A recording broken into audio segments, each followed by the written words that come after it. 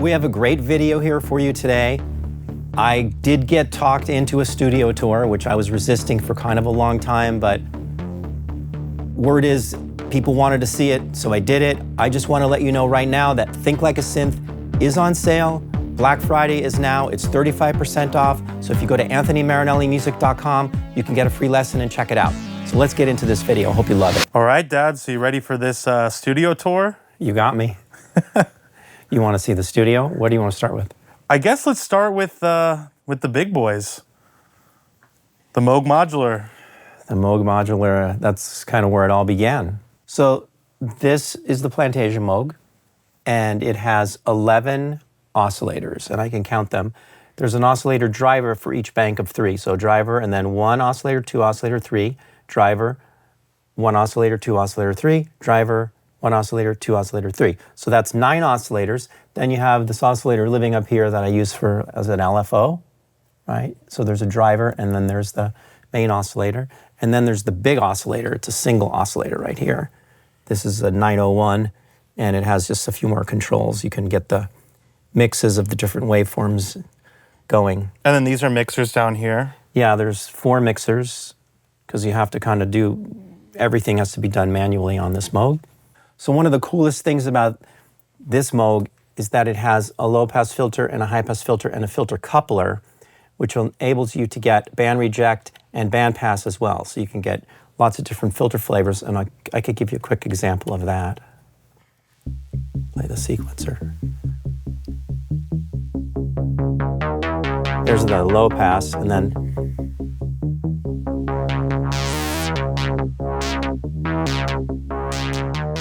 you get pretty thin.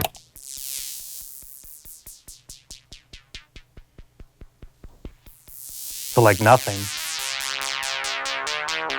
Yeah, super thin. And then you can get pretty powerful.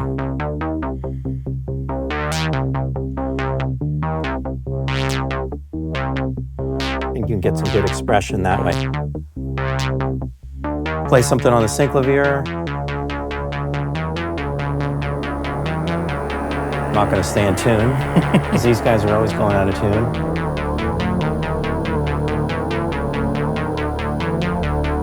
There we go.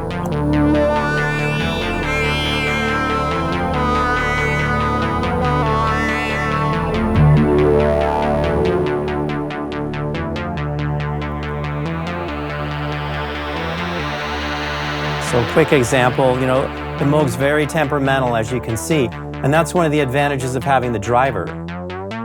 All 3 oscillators stay in tune together. So you have 1 driver, 2 driver, 3 driver for each set of 3 oscillators. Yeah, there's a driver for each one, so you can move all 3 together, which helps when you're trying to tune things. So I also showed you this PS2, which is the top keyboard on the GX1, the Dream Machine. Stevie Wonder kind of made famous. And it's an actual voice from that, and it has like pressure control. This is newer for you, right? Yeah. And you can get pressure control. So it has aftertouch? Yeah, you can push down. And then you also have a filter. A really great high pass and low pass filter.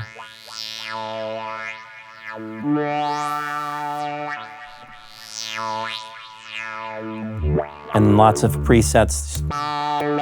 So all your kind of synth controls are over here, and then you have preset banks here. Yeah, and then you have some touch controls here. Exactly, and it's a monophonic instrument, but it's really expressive. It's a great top-line voice, and like I showed you the Synclavier, I just pulled up 1 sound on it. A lot of my bass sounds. And these are all FM sounds.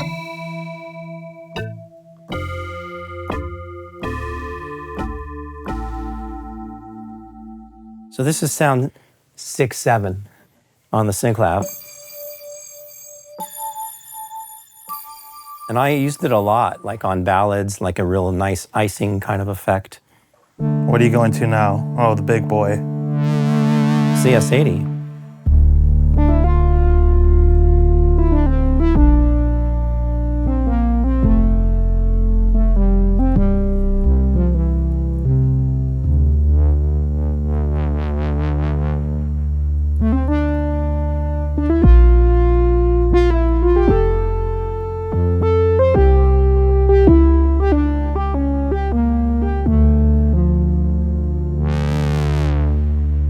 over to the memory mode.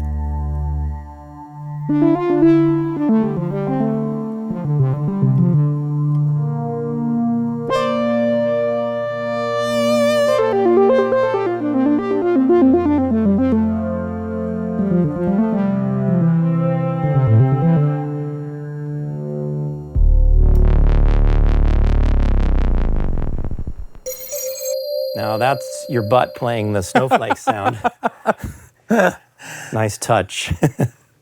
It's a little tight in some of these corners. Yeah, I keep it tight because I like to play the synths, you know. It's different than working in a DAW for me because I have these synths and I can set up a color. Not all of them are like recallable. You know, some of these are. Most of the stuff I have here isn't, so then I can just call up the sounds and each synth will play like an instrument. It'll be a bass part, a chord part, whatever I need it to be. You know, so I was playing bass on this, but I could turn it into chords. And I also have this pedal array down here that I use a lot. So you can see like, there's filter control here.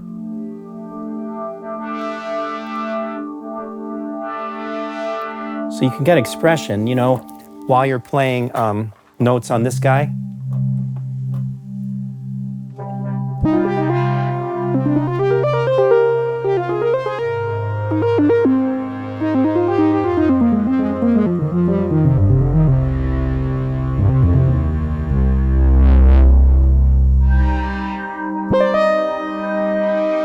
See, I can sweep this pedal down here, get something to happen with the chords.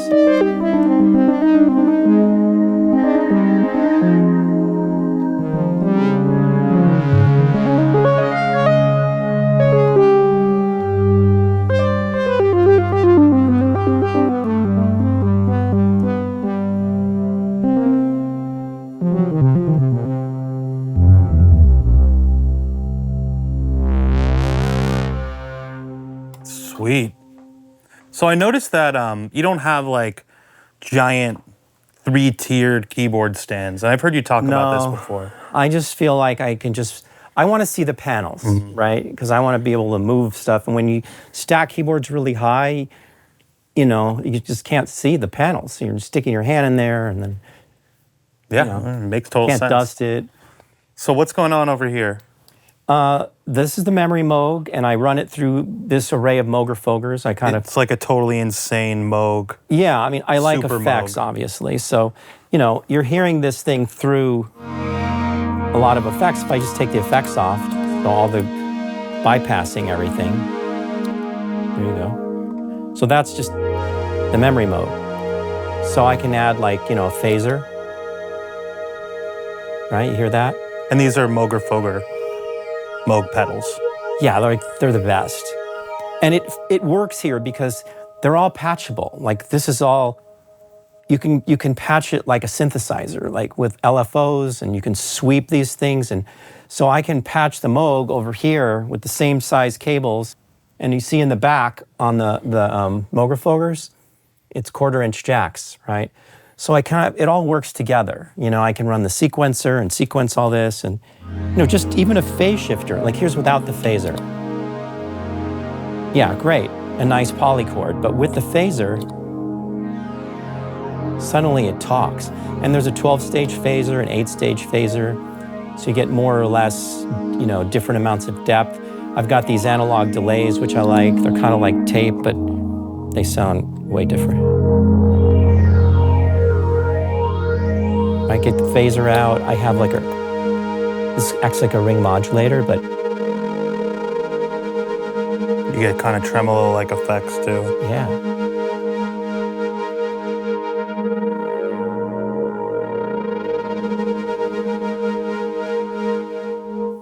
So you can see, and it's stereo, so I can make a mono memory Moog stereo by patching it through here. I really look at this as an effects, like a modular effects synth, I guess. Sure, yeah. Yeah, because to me, these are just sound coloring devices, just like, you know, a filter is. That's how I use it. I'm gonna give you a fast tour. Like, let's keep it coming. Yeah, if you watch the videos, we can go more in depth on all this stuff, because it's pretty deep. You know, and I try to just focus on one synth at a time when I'm doing music. It's not like, to get the whole room up and in tune and everything perfect is It's a close to never situation, and these things they require work. A quick thought for you. What would happen if you actually learned to think like a synth? You'll quickly edit presets to get the sound you need. You'll be able to make the sounds you're hearing in your head from scratch. You'll create your own sounds that will elevate your music and make it stand out. You'll be able to confidently program almost any synth. And you'll expand your sound palette for all your projects. All of this and more is in my course, Think Like a Synth. My goal is to show you everything I've learned in my career, every technique, tip, and insight in an affordable, fun, hands-on synth course that you can immediately apply to your music. As you progress, you'll develop the unwavering confidence to know what every knob does before you turn it, which will empower you to create any sound in your imagination and set your music apart. Get a free lesson at anthonymarinellimusic.com and start creating legendary sounds for your music. All right, so let's explore over here. Let's check this out. Which part? I don't know. This is like some of my favorite stuff right here. Okay. Well, the Mr. Oberheims. Right. Different vintages. So this, let's see what's on here.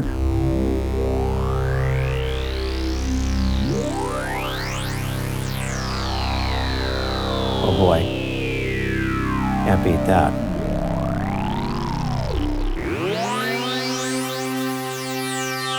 So what I'm doing is, there's a master filter suite, but there's, it's called a four voice, but there's like 2 oscillators per voice. So basically you got a sound that sounds like this. And that's with portamento. And then I can pan it hard right, and then I have this sound, which is a high pass filter. See that? And I pan it hard left. So let's hear those 2. And if I didn't have that high pass, it would be kind of like a normal synth. But you add that to it, you get all this dimension. And then you can master sweep all voices at the same time. Then I have a third voice that's doing this. Really simple. And then a fourth voice, octave lower. And it's got some harmony in there, so put them all together. Now the OBX was the first poly synth that Oberheim made. I think I got that right. And it's the same, basic voice path as the four voice. So yeah, it has stems in it. Yeah. Now, okay, what's happening now? So let me let you hear it straight. I do like pedals, so I have a modern pedal set up here. Let's just jump over here for a second. And I run the OBX through these pedals. So basically it gives me another filter, it gives me a phase shifter, it gives me an amp simulator. This is like a tape Deco, flanger. I really like that thing. Yeah, and it gives you like the sound of like almost like a transformer, and then I have tremolo here, and then of like delay and reverb. So I think I just have a basic like setup. And then these help you get dry wet. Yeah, this is important because the left side goes to this one and the right side goes here. So that's just dry, right? At OBX, like straight up. Let's see. And I have the filter pedal too, you can see it, right? Yep. Yeah. So let's start to go wet.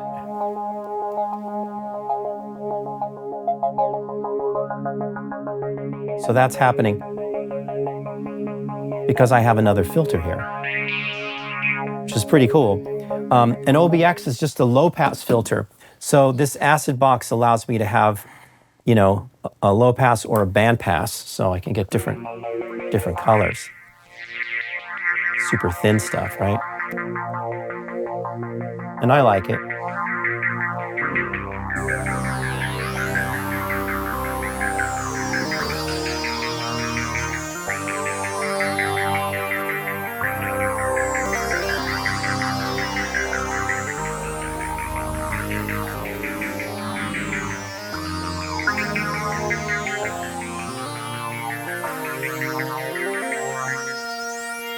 So I could give this some more release time so I can actually play it and then sweep the filter. So this is a volume pedal. So if I want to throw it into reverb, we don't have, can you throw some reverb on? Ben? Thank you. So you can see like a guitarist, I can just throw things into the reverb. Yeah, and maybe I wouldn't want this, I'll just disable this pedal, so it'll be like, so I could shoot things into reverb. Pretty nice. And then you can add,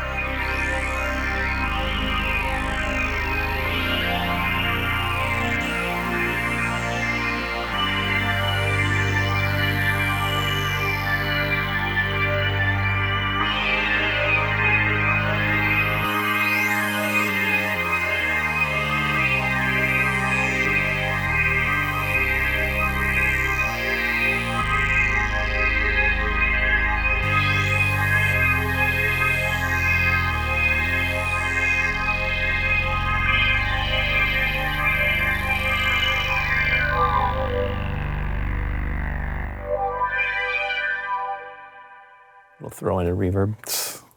Yeah, I think a common thing that I like notice about each of these little areas is you have like a pedal chain and then you have like vehicles to help you push expression out of the instruments. Yeah, like an effects pedal chain, and then I have like pedals on pretty much all the synths so that I can always grab something.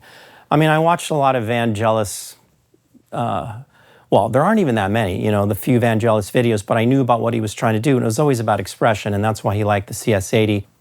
And he would just like get something going in real time, and that would be the basis for the music, and a lot of it would be based in improvisation. And that's kind of what I do. Like, I never know what I'm going to play, and sometimes it's better than others. But I just, you know, get something going, and when I find it, I can fool around and reset the effects and all that, and then, you know, we print it both ways. When you say, Ben, like, we try to print it with the effect and then also dry so that we change our mind later. And that's about the closest to DAW, you know, DAW effect that I get. I can still, but I try to commit, you know, it's like the music is committed. I can't go back, there's no MIDI. I'm not really doing that. Do you want to see something else? Yeah, yeah. Which part? Stay in this corner? Let's keep going in this direction. So what's going on right here? This is like a little bit more of a 70s deal. Got the Fender Rhodes, and it's a 1973 Suitcase, so it has the Peterson Rhodes, preamp. I guess. I forget which preamp and all that, but it's got the stereo vibrato, the Rhodes thing, you know, so you can get that kind of effect on it.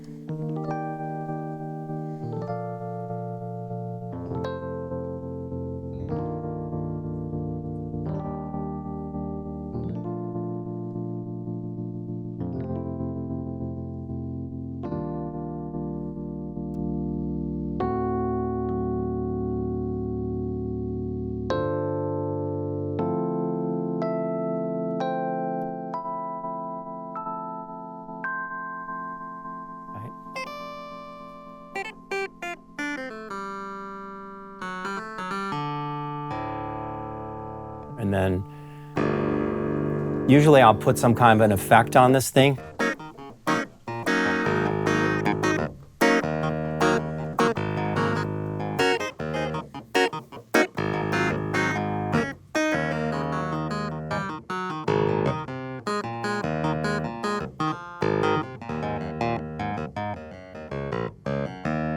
Right, so we'll put like a envelope follower effect or something like that on it.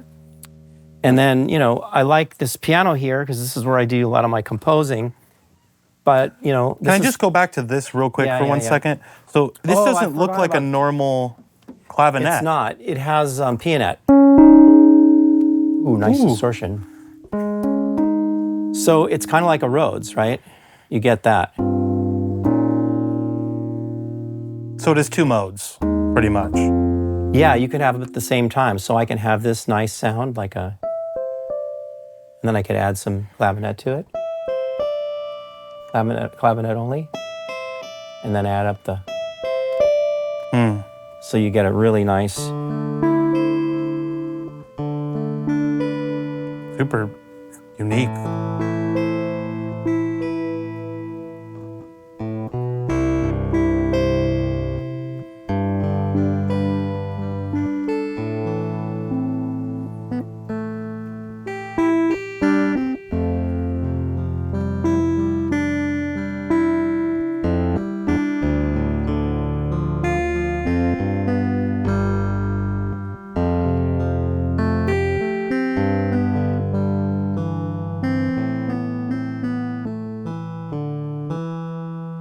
So it's kind of nice. You can have both or just one.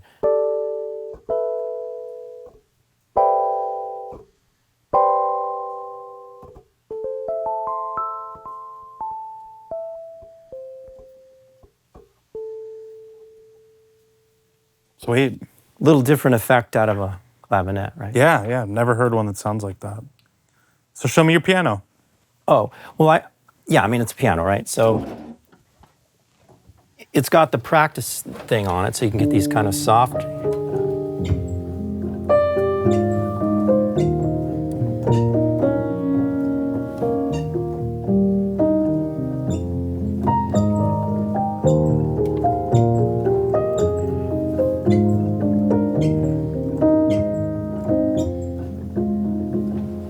Okay, but then you can open it up.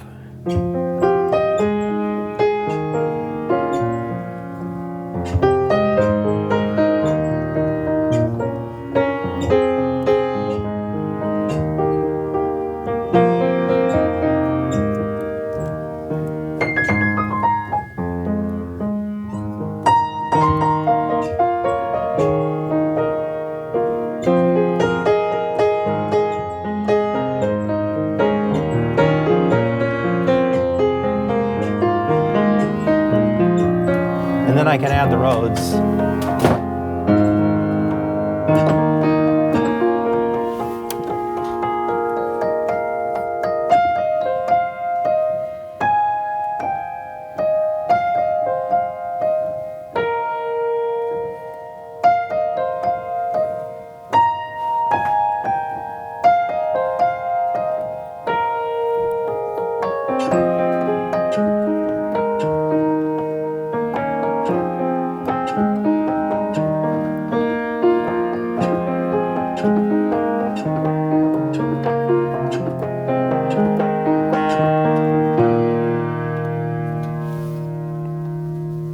And you can go up high.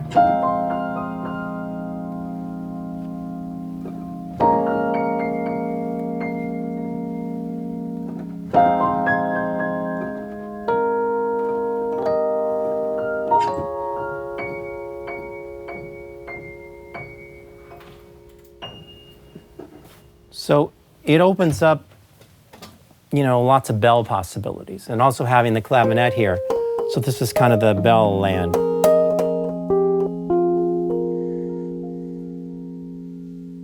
Right? What's sitting there on top? Oh, it's a CS30, which is a monophonic voice of the CS80, so it has like pretty much the same sound. It's a very under the radar synth, and it also has a great 8-step sequencer in it, and filters, 5 envelope generators, lots of tone controls, so I kind of love it. Cool. We'll get to it later. We'll come around to this. We're going to throw some up into the middle of the room. All the synths aren't in here, so if you want, are you going to want to see the other synths? Yeah, I think we should throw some up in the middle. So we'll just put them up in one spot. Yeah. Okay. I'm super excited to let you know that I have a Patreon where you can get exclusive videos and interactive live streams. So click the link in the description for more information, and let's get back to the video. We'll come around to the drum machines. We'll come around to the drum machine. So this is the drum station, just so you know, and I run it through this pedal path, which, you know, I like the pedals. And this gives me bit crushing, and this one gives me distortion and compression, and then this blue one gives me delay, and the yellow one gives me reverb. And they're kind of modeled like Lexicon 80s reverbs and stuff, so I think they're 12-bit. It's OTO, auto. I love their stuff, and I use, like, if you see the videos where I perform live, I use them live, and I can like make live effects, and I'll run the drum chain through there. Sometimes I don't do much, just like pump it up a little bit through the distortion and compression. Sometimes nothing. Sometimes I'll take the stereo path and do that, and then we'll send the individual drums to Ben, and then he has like, so we mix and match. But I like to get inspired by hearing the sounds, even the delays, because then the beats will change, right? So, okay, so this is the wall, you know, the Minimoog. Ooh, so there's something going on here. So, pedal board for the Minimoog. This is sort of the crayon pedal board. It's kind of hard to see. I heard a delay on there, so now there won't be. And then you can see I've got another one of these reamping boxes, so if I go hard left, it's just straight Minimoog, and then if I go hard right, I can be just effects. So here's delay. It's pretty nice.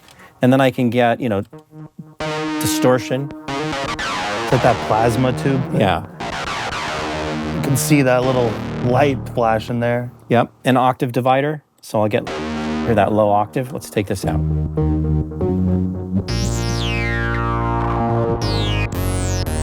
Without it, let's add some beef, right? Hell yeah. And then distort it. And I can also, you know, I've got this Dimension C chorus. You hear the chorus. And then a spring. You hear that spring? Mm-hmm. It's gating. So, you know, lots of colors on the Minimoog, but I can always just go back to straight. Easy enough. Straight Minimoog. And then on top of that, MS-20. best filters ever made. I can't That's say a bold that. statement. I can't say that.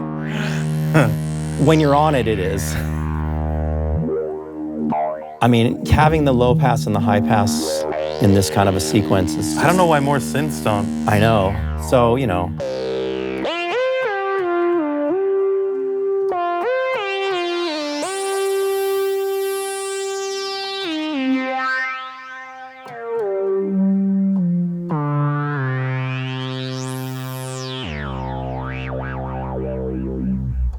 The best sounds, yeah. And then the 550s. Wait, whoa. What's all this other stuff up here? What's all the other Korg stuff?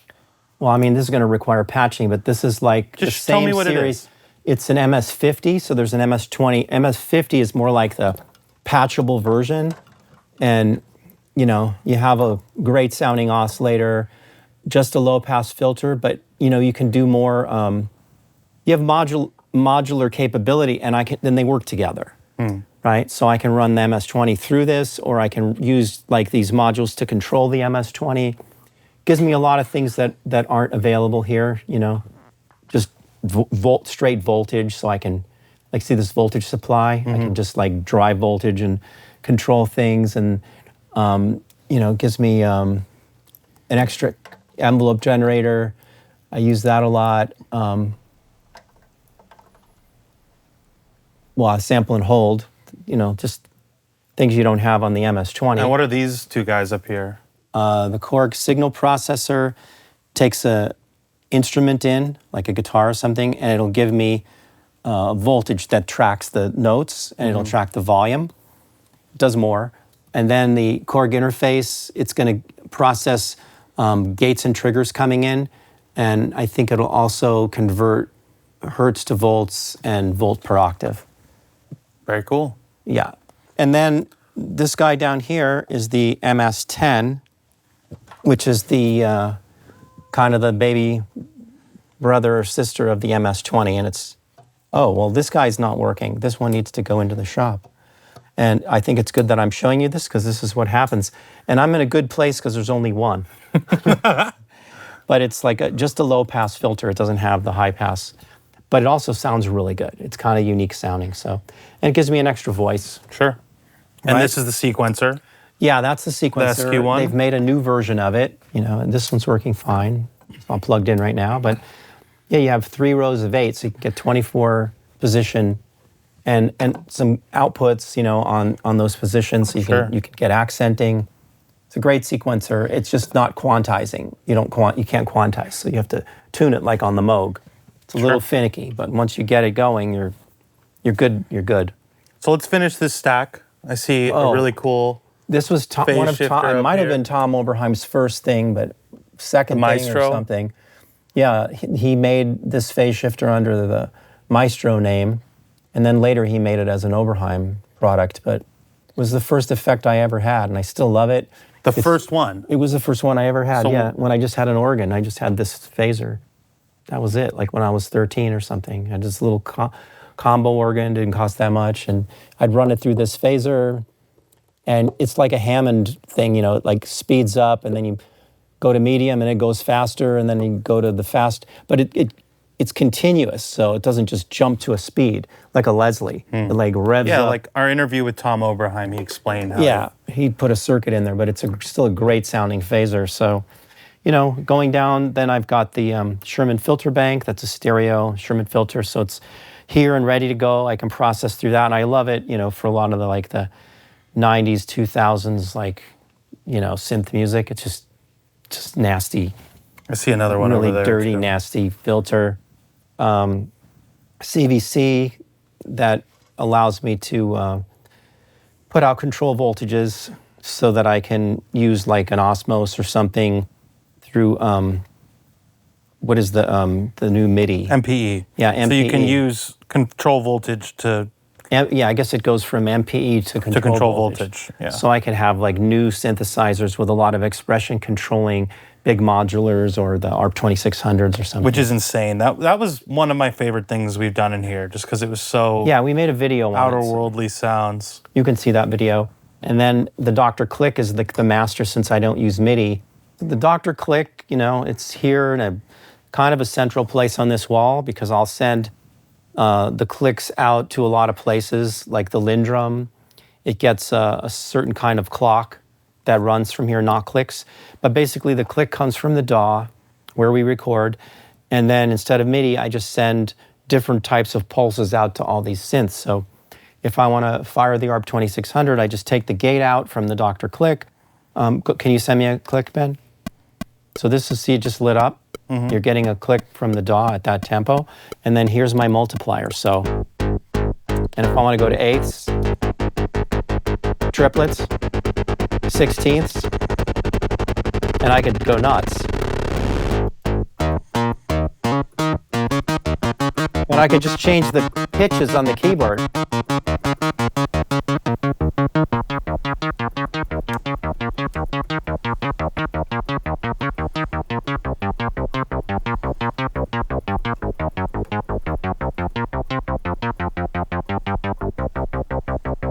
So it enables me to do some fun stuff, and you know, even like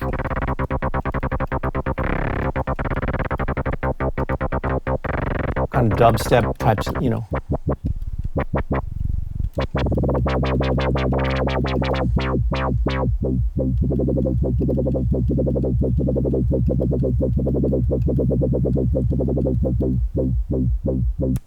Okay, so I love it. It's very real time. And I send it anywhere. So Let's finish up here. the 550, This is a string machine. basically string machine, but it also has a synth section to it. So this is the string side. And then you can bring up the synth part here. You hear that filter? And I can have a resonant filter. So you can mix it with the strings. And you get, you know, pretty big sounds out of it. Open up the envelope.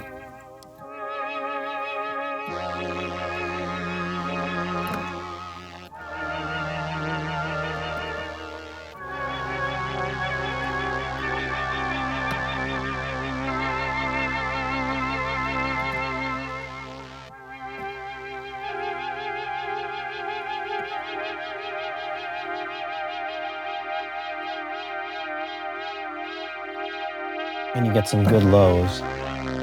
There's also a bass side here to bring that up.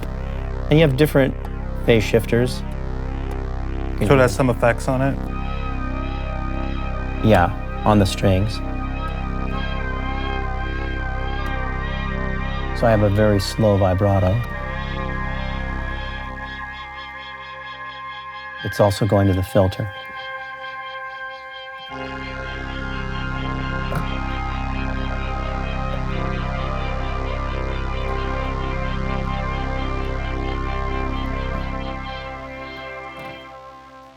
Yeah, so you can, you know, play along with it once again.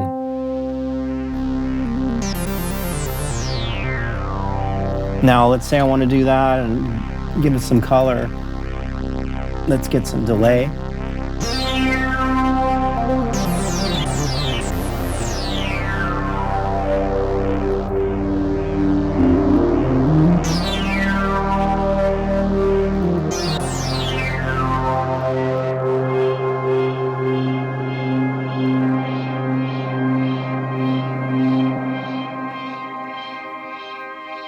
Do you have these two paired up because you like playing them together?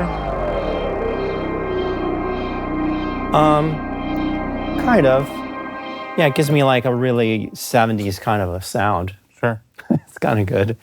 But it's here, you know, I can grab strings and just test it out. And even if I want to change to like sampled strings or something, it gives me the idea. I go, oh, that's going to work. And then, you know, I can try things out really fast. Then we come over to the, you know. To your baby. Yeah, well, these 2600s are kind of so versatile. And I've incorporated Eurorack. Let's check out the Eurorack. You want to point out some modules? Yeah, I'll just point them out. This is a really important module because it gives me like a joystick so that I can, a lot of the functions in the 2600 are not so smooth when you're trying to like sweep the filter and do it like this, right? Sure. But instead I can sweep multiple things on a joystick. So I would highly recommend adding a joystick to any modular synth that you have. Maths gives you all kinds of wave shapes, you know, if you're familiar with that. This is like an old school Roland sequencer. I have these resonators. It's like a clone of the PS 3100 resonators, and they're really great. A mixer. What's this module? It's a delay. And I like it a lot. You can distort it. See, I'm in the red. Not as distorted. And I can hear more wet. And I can get multiple taps.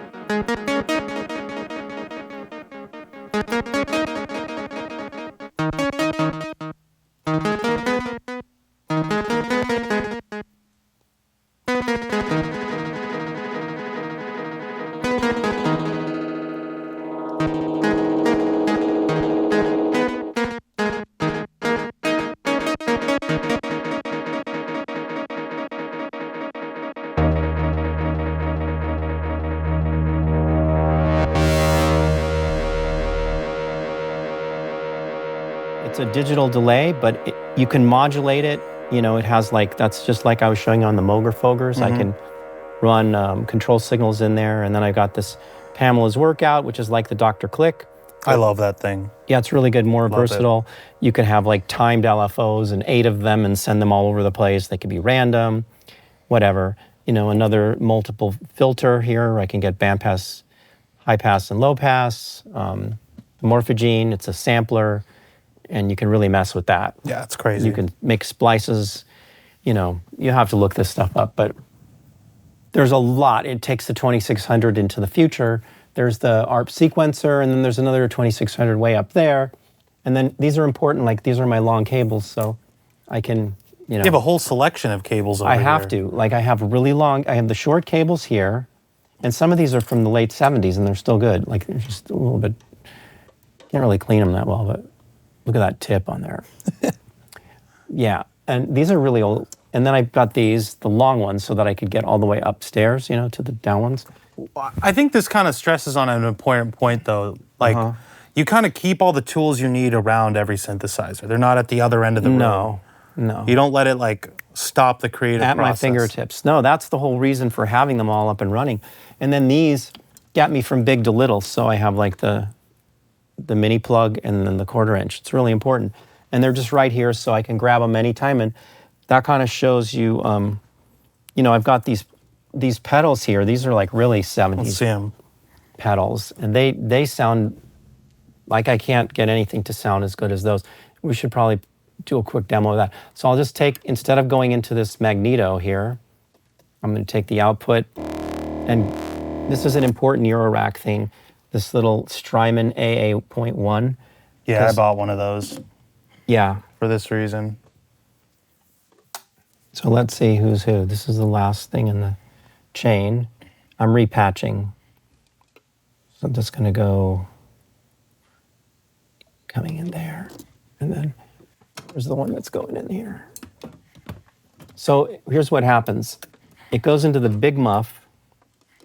Then it goes to the flanger, the chorus, the analog delay, and then the phase shifter. So I'm going to take the output of the filter and go into this AA.1, and what it does is it reduces the volume of the sound by 18 dB. You see that little Then it goes into the pedals, so the pedals aren't getting hit really hard. That's why you don't get like a ton of like loud hiss or something. It matches them. You also would just distort because the synths are too hot. Yeah. These pedals are for guitar, which are way lower output. So now I can just drop this back in, and now you're hearing like, you know, this guy, which is super cool, and the phaser. You want to just quickly name all the pedals you have in the chain? Yeah, let's take them one at a time. Okay, so I got it. The big muff, Big muff. it's like Big fuzz, MF. right? Yeah. And then I have a flanger.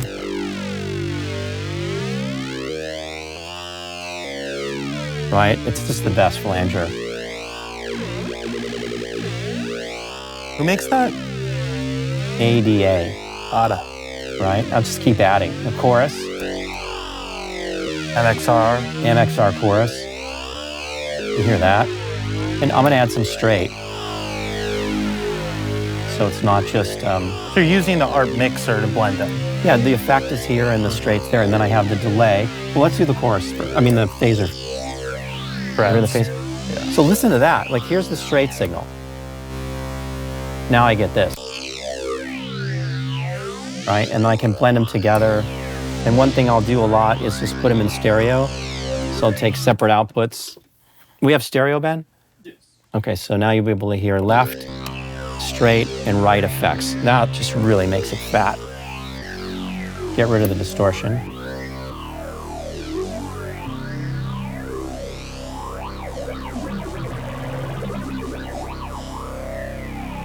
Get the delay in there now.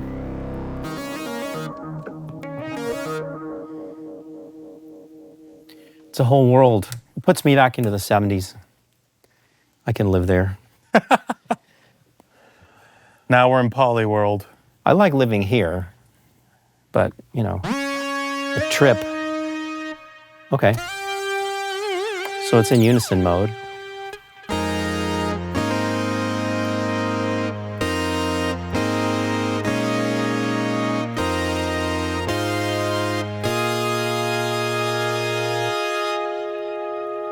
Okay. So the Prophet, and then I've got, this guy sounds pretty good.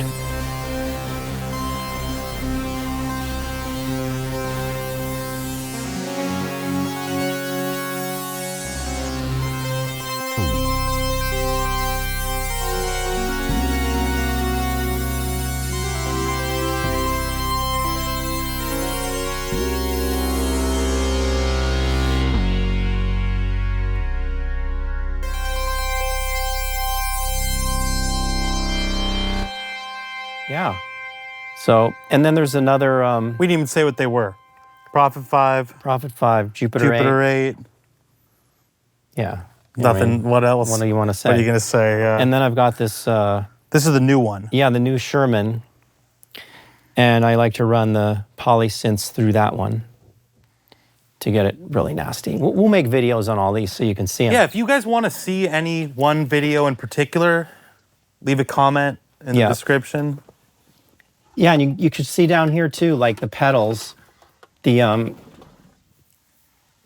know, this is for the, and they're labeled so I can see what's going on. The Jupiter VCA, the Jupiter filter, the Jupiter hold pedal.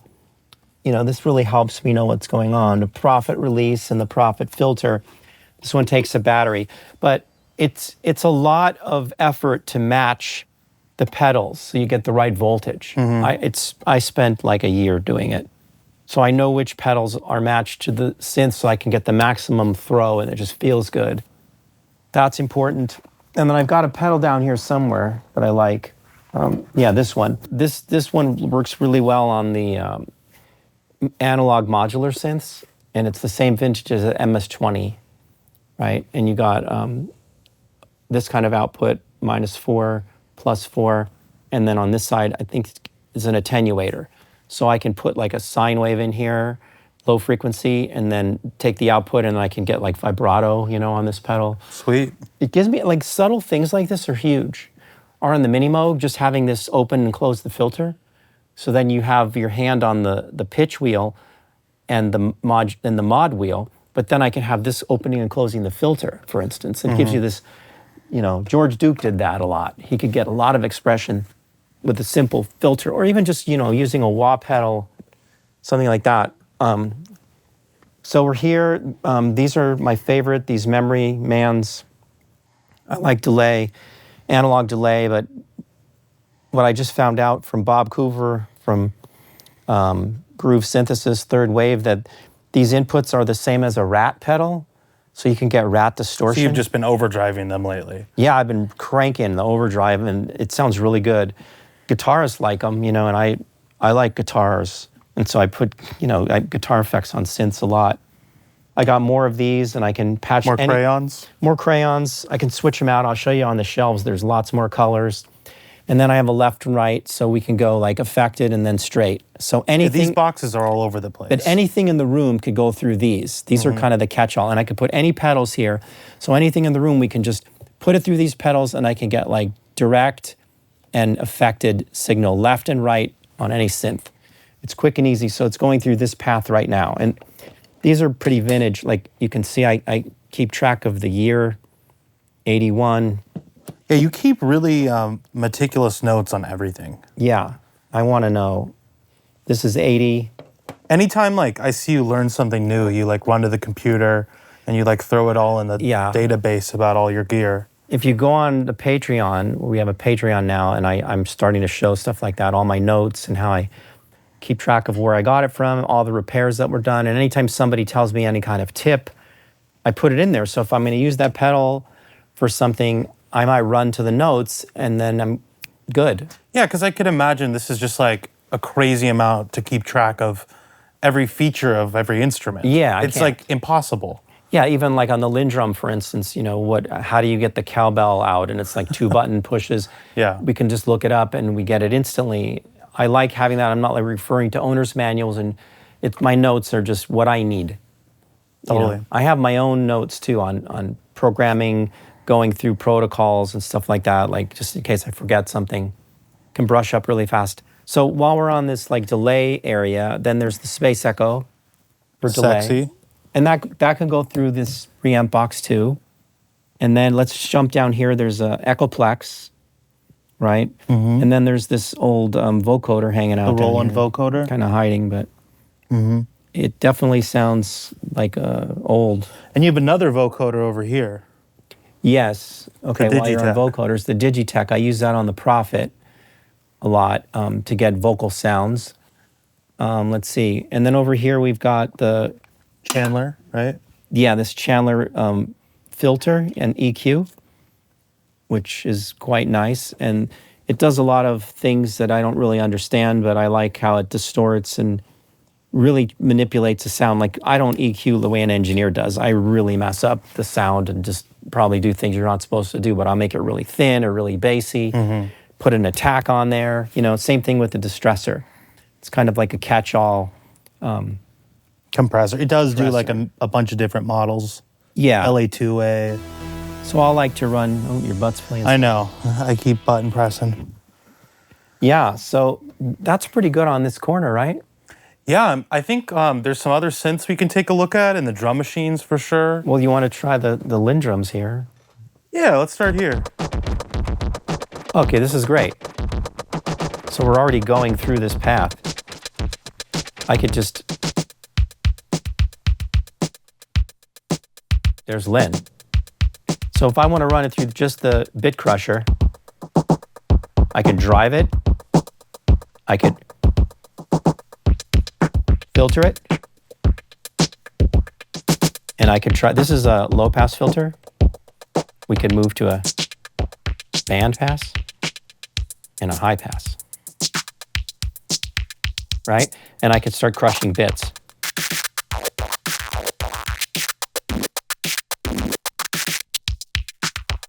Okay, now if I wanted to tap a delay in,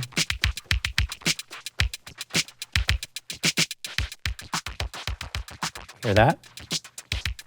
Let's go back to some low and back.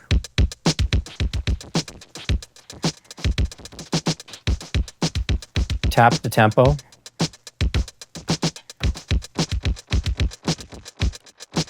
play with different divisions.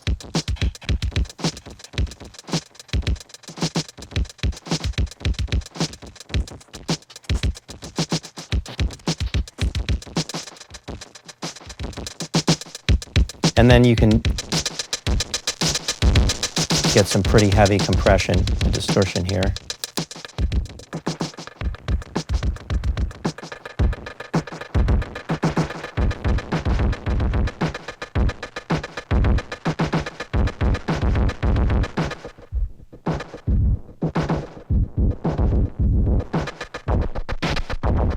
I'll skip a bit. Got a rip to it. Is that the filter on the biscuit? Well, it's both. I got a filter here. So they each have a filter too? These two. These two. This has three filters, three modes filters, and then this one is just a high cut. So it's bit crush, distortion, delay, reverb. Right, and then reverb. And then you have different types of reverb. Maybe you can hear it better.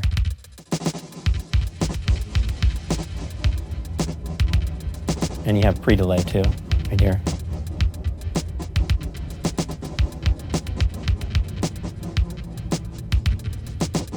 So tell me a little bit about the Linn. When did you get this drum machine? Right when it came out. Yeah, and then trying to think of what things I did first on it. I think I used it on the movie Blue Thunder, if it was out then. I know I used it on War Games, and it was definitely on Thriller.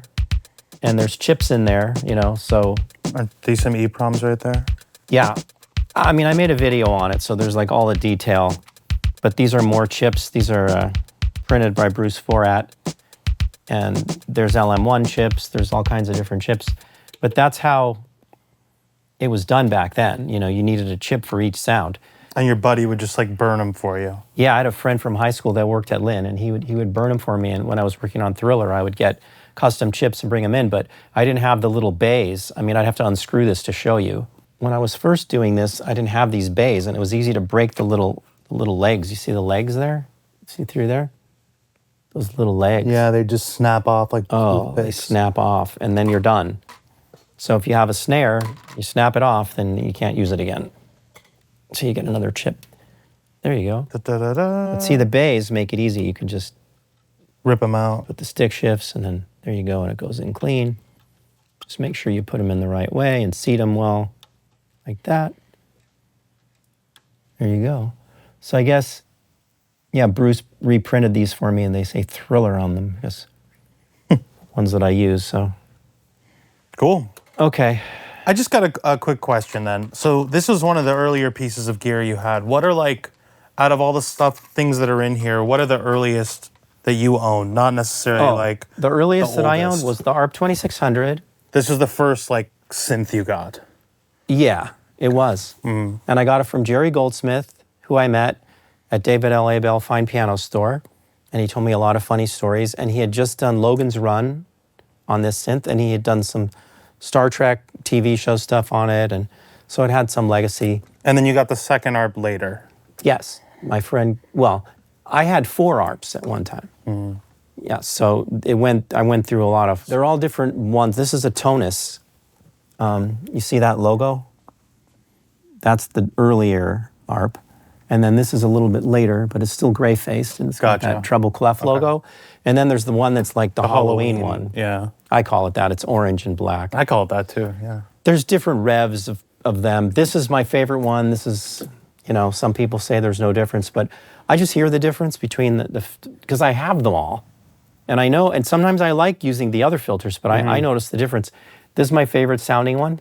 Can you tell me about this? Because it's in the background of all of our videos, and I've always thought it was such a cool image. Okay, well. This is like a studio lore video, so I figured.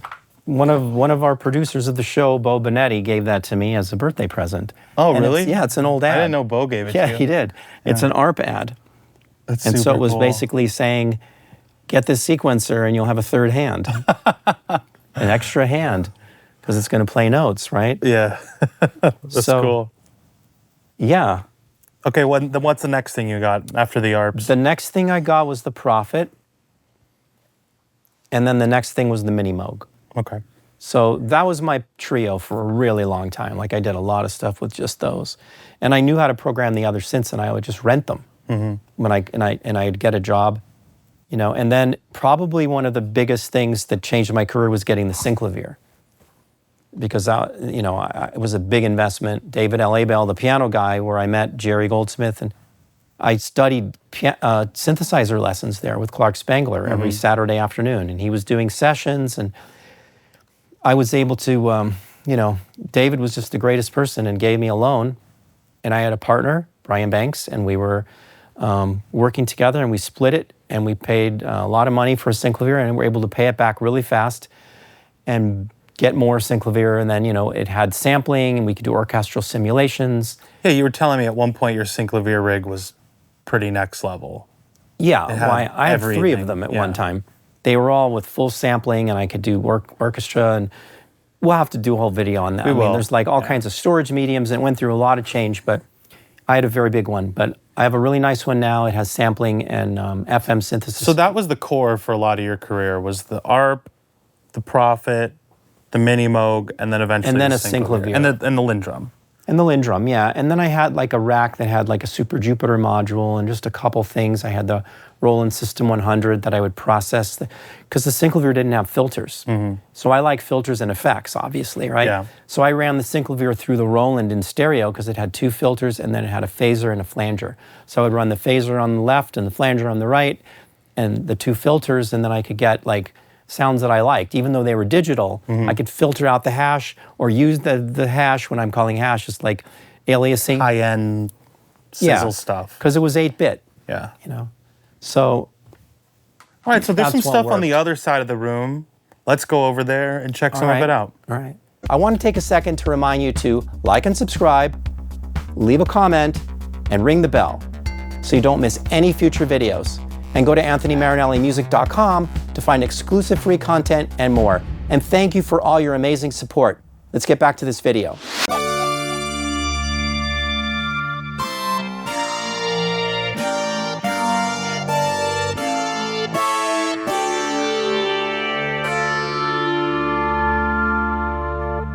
Chroma.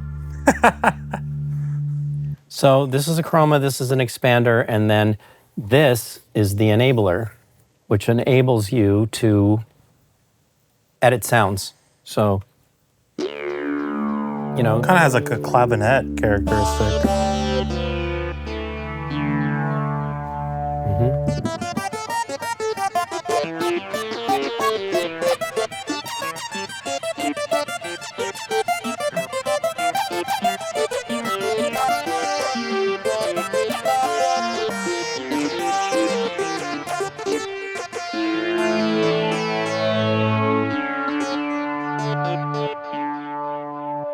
So yeah, I mean, it's a polyphonic, it's probably one of the best poly synths ever made. It has some strange kind of buttons. So it's made by, it has a Rhodes branding on it, but it's ARP, right?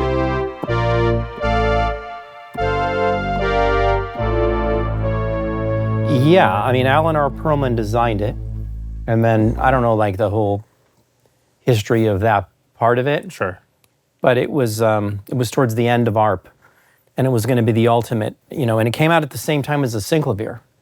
So I didn't get a Chroma, but I got one now because it's amazing. I mean, I love the sounds that come out of it. You want to keep things moving? Let's keep things moving, yeah. The crayons, the rest of the Boss pedals, Oh, and if I flip them around, you can see, they're all dated. That's 83. This is probably an older one. This is vibrato pedal. Oh, 82. That's not really that much older. Where's a really old one? The silver screw one? This guy's 78. Yeah, not that common. They're all in really good shape. I took my time to try to find them, but I love these pedals, and I can just interchange them, and they all work. I can string up as many. And you'll pull one and go swing it over there or something. Yeah, I put it on one of those boards, and I can string up as many as I want, and it just doesn't they all work together, right? And then I have all kinds of things fun. I love this pedal, Death by Audio, yeah. Rooms. It does things with reverb that no one else does. This is like simulating a cassette player, you know, with a wow and flutter. And I like running Fender Rhodes through it. Sneak Attack's great. It allows me to change the curve and the shape of the attack on something. And I run drum machines through there, so I can get a lot of really interesting nuances that the drum machines, like the older drum machines, don't have controls on the attack of the sound. And then I can, you know, clock it. So I can also get like 16th notes, 8th notes, and triplets, so I can create these counter rhythms with the attack. This is a really powerful pedal for such a little thing. And then here's more vintage pedals, all the tankers, the Phase 5, which is envelope follower phase shifter. So the harder you hit it, the faster the sine wave sweeps, the jet phaser. It's an awesome distortion unit mixed with a phase shifter. You know, the pedal everyone reveres, the chorus pedal. But I also like the MXR chorus, but this is a classic. The Mutron has a great ability to distort too, if you run it through this gain. And then you have a really powerful envelope follower with different shapes, filters. You can run them up and down, and then you can get high pass and low pass. Let's see. Here's a great tremolo. The goat. Goat keeper. Not very common, but you could have multiple rhythms of tremolo, so you can create really complex tremolos. And it works great with sequencers. Just a quick filter that I can throw on anything, so I can get, and it sounds great. And I can get low pass, band pass, and high pass, and other things with sample and hold, that sort of thing. I know you love this one. Yeah, you bought me one of these. The Waldorf 2-pole. And again, it has 3 different types of filters, all kinds of different distortion, FET distortion, overdrive, you know, envelope follower. I use it on guitar a lot, and it's awesome for shaping before you hit the amp. Crazy good. And drum machine, you know. This is an bit crusher made by Maris, very handy. And then I've done videos on this one where I can get delay, but with different pitches, each of the delays, so you can get really huge sounds. And then this is just a little digital delay with different colors. Interesting box, when I was doing a lot of Indian music, gives you the raga, the sustained drone tone, right? So that's a good one. I hear almost like an air conditioning unit back here. That's the Synclavier. Yeah, that's the Synclavier. The fans on the Synclavier, they're heating me up too. And then, you know, some old pedals here. I got the wah volume pedal, Mutron, and then these are a lot of controllers. The Omni filter pedal. This is a really great pedal though. Love it. It sends a lot of voltage, more than any other pedal, believe it or not, for sweeping. So you see I have notes on there. And then this is a really cool phaser and auto wah pedal made by Korg. Not that common, but I really love that one. You know, more stuff just thrown in here. Your arm is over here by the Red Panda rack? Yeah, I like this little rack of red pandas, so I'll just serve it up on that platter, bring it over somewhere. And then we got our plaque that's yet to be... The YouTube plaque. Okay. The YouTube, this is like you're supposed to do like on a YouTube video, right? Open a box, an unboxing. We're unboxing it for you. It's still in plastic. We got that last year, and then it managed to get on the, you know. On the steps. It made it to the step. Yeah. All right, well, wait. There's a couple cool things over here, some drum machines.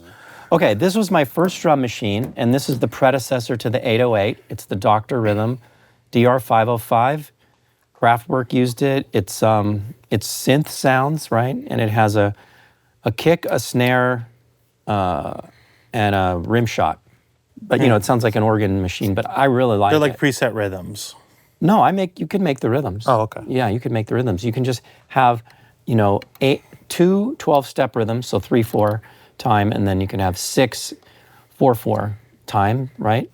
And you start and stop it, but it also sends out accents. So there's another one, instead of an instrument, it sends out an accent. So I use it with sequencers. It's a really great drum machine. And then the one that came up after it, still before the 808, was the 110. And the first sort of famous Roland claps were here. Some people like these claps and this snare better than on anything. But this, I like that icon. yeah, this is a really valuable machine. And I've seen people hop these up and put, you know, more controls to get inside it and everything. And then you move on to like the 606.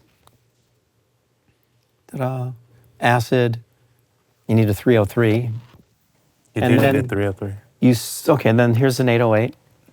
Classic, unbeatable, Yep. sick. And it has a lot more controls, like for accenting. And then a 909, another favorite of mine. Gives you more dynamics on the notes. So, you know, and I put those over on the tray where the Linn Drum is, you know, so I can run it through that signal path. So you just put one in place whenever you're using one. Over. Yeah, I'll just put it over there and let the drum machine.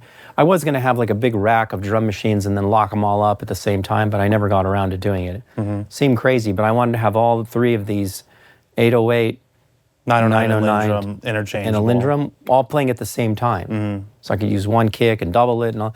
But it was really hard to sync them and get them like, you know, smack on. There's one new piece of gear that we really like that we like to process the drum machines through. Can I show you that? Yeah, yeah. This Rodec console. So you have 8 I channels. love this. Yeah, I mean, you have 8 channels, and you also have this XY slider, so you can have 2 different mixes there. Yeah, like a And you DJ faders. Right, you can DJ it, and it's got a Sherman filter built into it, which is quite nice. It's not in it right now. It's took over it, there. We took it out. Yeah. It's right here. But you can put that in it. The Sherman's down That's there. the mini styler. So it's like the same thing as this console, but a desktop version. So we keep it there, and we can always. So we're always Shermaning out. No matter where you are, you're Always. Sherman. Yeah. So you got preamps and really nice sounding EQs, and it's all analog transformers. So we can like run synths through here or drum machines through here, and just get like a console sound, and then print it. So you can see the Synclavier menus sitting there. Another newer piece of gear that we use for mastering and sometimes processing, but pretty much mastering everything, are these guys. With the branding. Yeah, that was super nice to get that.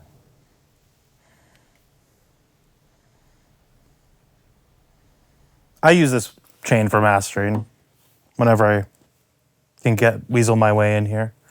Yeah. So these are made by Elysia, and they're called Cubes.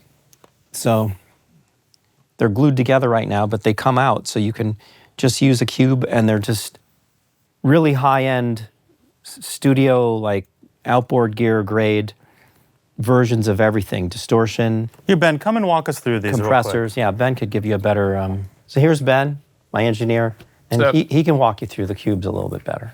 Yeah, so it starts, you can patch them in any order, but the order that we have going right now is kind of going across here, down, and back around. It starts with the Sculptor, which is a preamp. Get normal preamp controls as well as some shaping controls here and a compressor. It's just a one knob thing on the bottom there. Then I go into the Character, which is a distortion unit. You can really just get very granular with the way that it distorts and the character of that. Then we go into the X filter. This is an EQ, so you get a set of bands and a set of gain. Then we go into the Expressor, which is a compressor down here. It's a great compressor. We have a dry wet down there, which is super useful too. Then into the Envelope, which is a transient shaper, but you can also put it in a mode where it only functions as an EQ. And then we go into the M-pressor, which is another compressor, which I use at the end of the chain. And they're pretty much mastering grade, For sure. high quality. Definitely. And it's the same components inside there that's in the 19-inch rack mount version of the full rack Elysia size. products. So they sound the same. And they're analog, and yeah. yeah, Sound great. we love them. Definitely. Thanks, Ruben. Yeah, thank you, Yeah, Ruben. for Yeah. sure. So we get a lot of questions about how we have the rooms set up in general, like how you keep all the synths live and how we record things. Oh. You want to just kind of, maybe you two can both run Yeah. us through that at the same time. Well, So where do you want to start? You I want to mean, start at the Apollos or? maybe I'll just tell you about the synths first. Okay. Because I used to have a synth driver, was a 16-channel synth driver. And when I had less synths, right? So I had all my synths in there, and they could, if it's stereo, then it would take up 2 channels, but it would get the signal better conditioned to go to the A to D converters. Sure. Basically, it would boost them by 6 dB, and it would clean them up, a little bit of de-humming and whatever else it would do, but it would just sound punchier. So we used those, and then when I got more synths, I got switched over to these new ones, and there's 2 of them, and each are 24 channels. So we basically have 48. One kind of over there, one over there. Yeah, we could show them to you. Yeah, let's go take a look. You want to just look at them? Yeah, yeah. Because this is how they're coming in. And then the clever thing is, because we wanted to be able to patch synths in, because you're going to see we're going to add more synths here soon. Here's what the box looks like.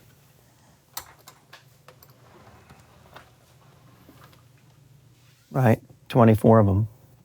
Right, and then there's a cable out of the back, but we don't want to be unplugging that thing all the time. Sure. So we have these stage boxes here, and these stage boxes can be XLR or 1/4 inch, and they're all numbered. So we have basically 1 through 48. So you can see this is inputs 33 through 40.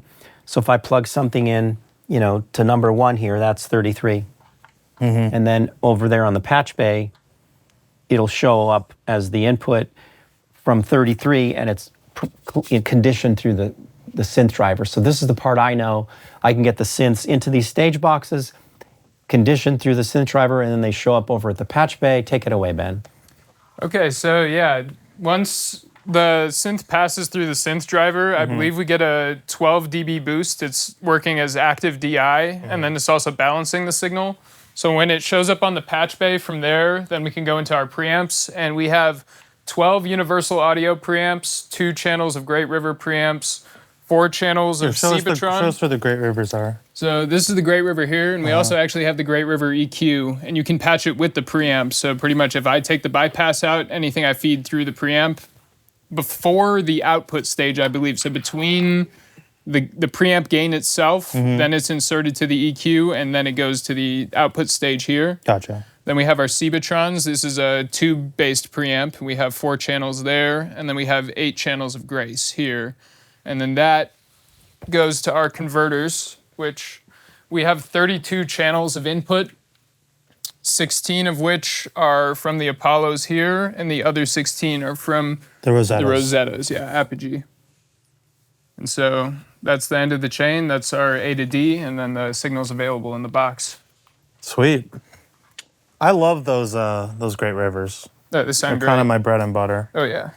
And then monitoring, we have the Barefoots, the, what are they called, minis? Miniman 12? Micromain 27. 27s. You have a 5-1 setup, actually. We have Yeah. a subwoofer down there on the floor, left, center, right, left surround, and right rear surround. They sound pretty awesome. I mean, I'm set up for film, so we have picture, and then we have 5.1, so we can deliver 5.1. Oh yeah, and these guys are just sitting here. This is like a new pedal path where you have the Maris pedals. These are the latest. This is the delay, the LVX. This is the Mercury X reverb. It's kind of like the one I have over there on the... The Polymoons. Oh, no. No, the Mercury 7. Gotcha. Right, and the white one that you saw is like the Polymoons, but it's like lots more types of delay. And then this is the newest one, which we just got, the Enzo, and it's a synth. So these 3 really work well together, and you could do it's a whole world. I love it, and it's all digital. So I love exploring that. I'll just take the instruments that I know and just enter the zone, of outer space and satellite sounds. And they do such amazing things with the algorithms, like these digital little trills, and they just sound digital. Yeah. But I love it. They're musical, and then I can run them through filters and just shave them off. So very expressive pedals. I guess you want to see a few more synths, right? Let's see a couple more seen them all. synths. Let's see a couple more synths before we end. Okay.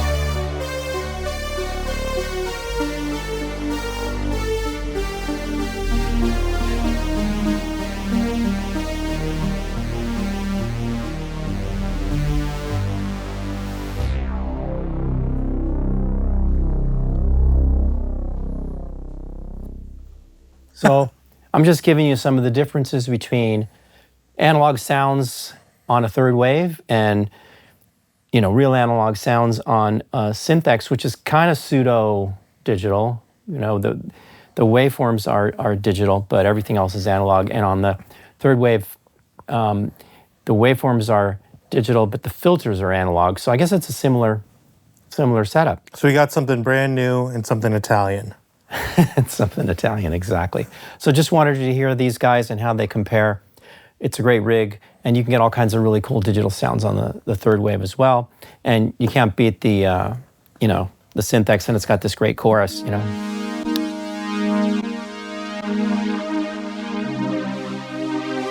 Stringy corner. Let's go to all sawtooths. Very chorusy, right? To no chorus. And the Synth X has a really great filter. Has a bandpass on it? It does. Yeah. There's the bandpass. And another type of bandpass.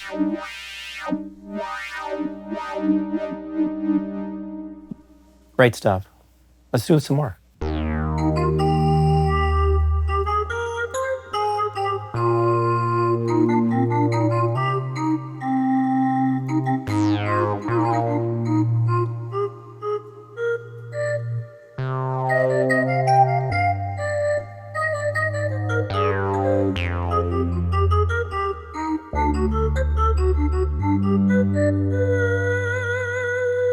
So you can get a lot of expression.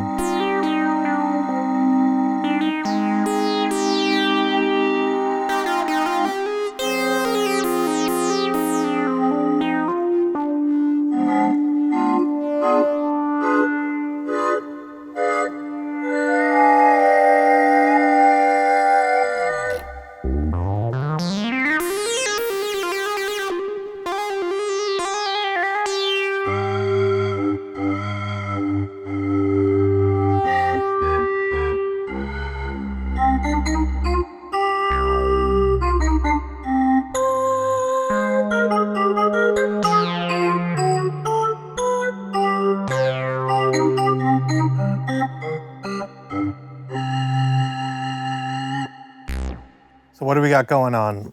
Osmose with sort of this, MPE, hyper expression. yeah, hyper expression keyboard. Can you just show me the dimensions you got there?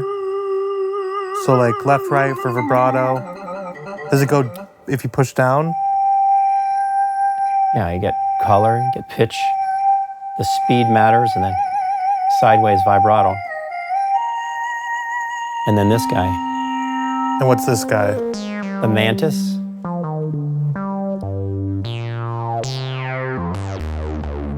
Big fan. And this is supposed to be like a wasp and an Oscar. Yeah, something I'm pretty like sure that. that's the idea. Yeah. Classic synths, all in one, nice and light, expressive, four voice. Yeah, I love that thing. It's really cool. Yeah, you can put it under your arm. Should we check out one more group of synths? One more group. So what do you have here? C15.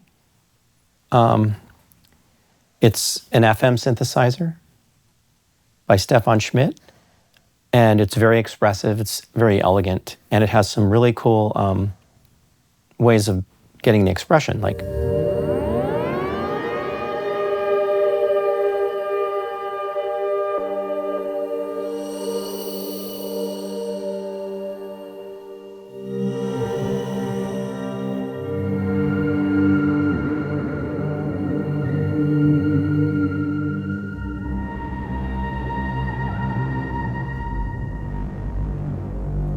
one note, right? Yeah. Then I can bring the Omni in.